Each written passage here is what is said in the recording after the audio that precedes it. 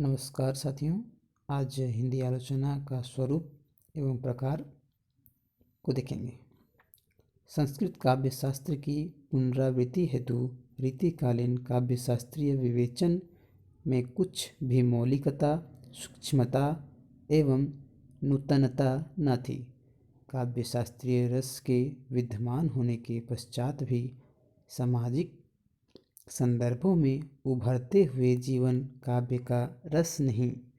कुल मिलाकर हिंदी आलोचना का विकास साहित्यिक भाषा के रूप में हिंदी के विकास के समानांतर हुआ है। आधुनिक गद्य साहित्य के साथ ही हिंदी आलोचना का उदय भी भारतेंदु युग में होती है। जिस प्रकार देश के सामाजिक, आर्थिक एवं राजनीतिक समस्याओं एवं विषमता बोध से घनिष्ठता होने के कारण इस काल का साहित्य विकसित हुआ, उसी प्रकार आलोचना का भी संबंध यथार्थ बोध से हुआ और यह प्रतीत होने लगा कि रस छंद में आबद्ध नहीं है, बल्कि मानवीय संवेदना के विस्तार में आबद्ध है। हिंदी आलोचना की संकल्पना के संदर्भ में विश्वनाथ त्रिपाठी बोलते हैं कि हिंदी आलोचना पाश्चात्य की नकल कर नहीं, बल्कि अपने साहित्य को समझने तथा उसकी उपादेयता पर विचार करने की आवश्यकता के कारण उत्पन्न तथा विकसित हुई।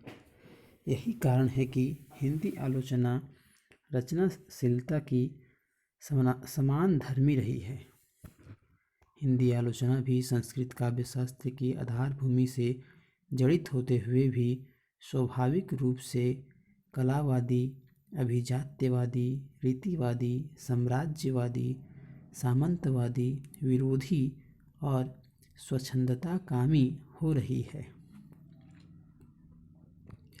इसके साथ साथ हिंदी आलोचना संस्कृत काव्य शास्त्र से सहमत स्वरूप से भिन्न रचना को केंद्र में स्थापित करती है।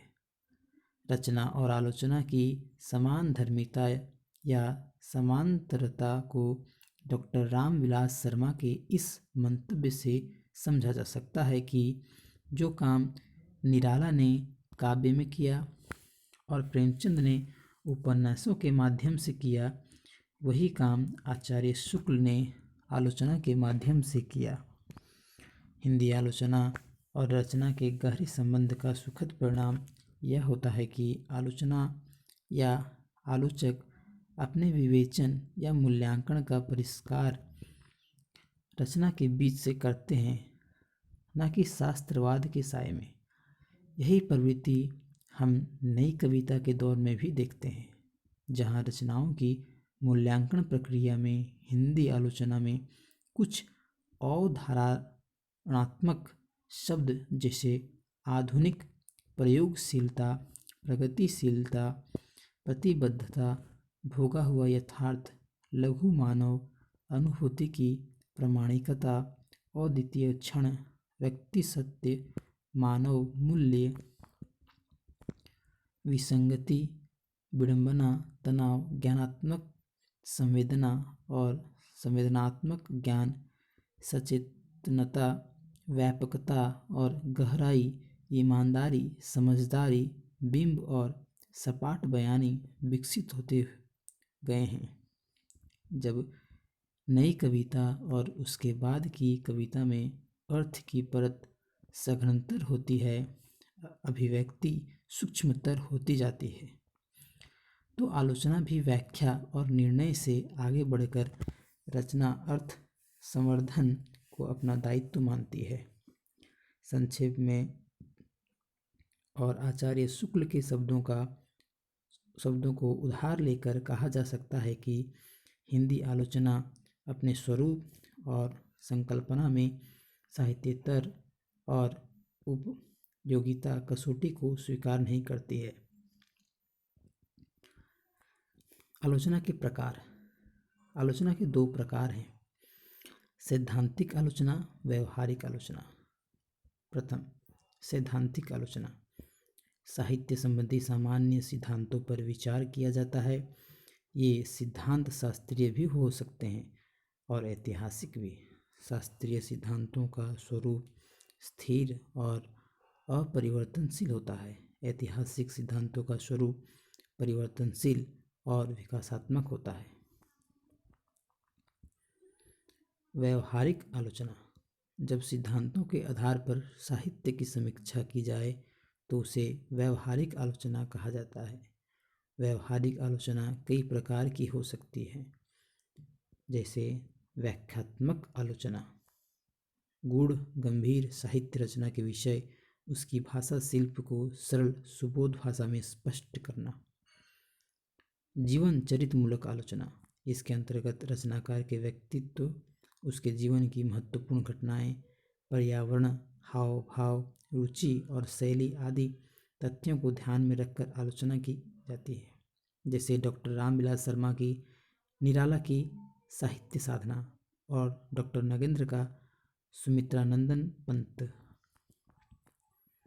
ऐतिहासिक आलोचना, इसके अंतर्गत वे आलोचनाएं आती हैं जिनमें किसी रचना का मूल्यांकन रचनाकार की जाति, वर्ग और उसके समाज के आधार पर किया जाता है। इस आलोचना पद्धति का आरंभ प्रसिद्ध इतिहासकार तैन ने किया था। यह हिंदी आलोचना की अमूल्य निधि है। आचार्य हजारी प्रसाद द्विवेदी ने कबीर और नाथपंथियों का मूल्यांकन इसी आलोचना पद्धति से किया है। प्रभाववादी आलोचना, प्रभाववादी आलोचना में आलोचक कृति द्वारा उत्पन्न प्रभाव की मार्मिक आलोचना करने में तत्पर होता है।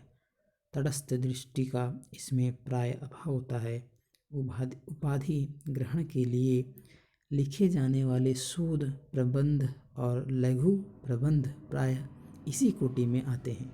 आचार्य शुक्ल ने इस ठीक ठिकाने की वस्तु नहीं माना है। तुलनात्मक आलोचना, जब किसी रचनाकार या रचना की तुलना किसी अन्य रचनाकार या रचना या किसी दूसरी भाषा के साहित्य से की जाए तो तुलनात्मक आलोचना होती है। शैली वैज्ञानिक आलोचना, यह आलोचना भाषिक संरचना पर विशेष बल देने के कारण शैली वैज्ञानिक आलोचना के रूप में प्रतिष्ठित हुई। डॉक्टर विद्यानिवास मिश्र, डॉक्टर नगेंद्र भोलानाथ तिवारी और डॉक्टर रामस्वरूप चतुर्वेदी प्रमुख शैली वैज्ञानिक आलोचक हैं। मिथकीय आलोचना, मिथकों के आधार पर साहित्य का मूल्यांकन किया जाता है। इस आलोचना में मनोविज्ञान का प्रभाव लक्षित होता है।